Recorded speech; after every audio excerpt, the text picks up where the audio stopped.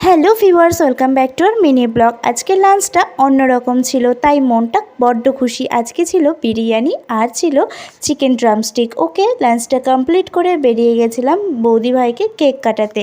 কালকে ছিল বৌদির জন্মদিন, তাই আজকে আমরা চুপি চুপি গিয়ে বৌদিকে সারপ্রাইজ দিলাম। বৌদি তো খুব খুশি, তা তোমরা বৌদির রিয়াকশন দেখেই বুঝতে পারবে। আর জন্মদিন বলে কথা, জন্মদিন কিন্তু ছোট বড় সবার কাছে খুব স্পেশাল একটা দিন।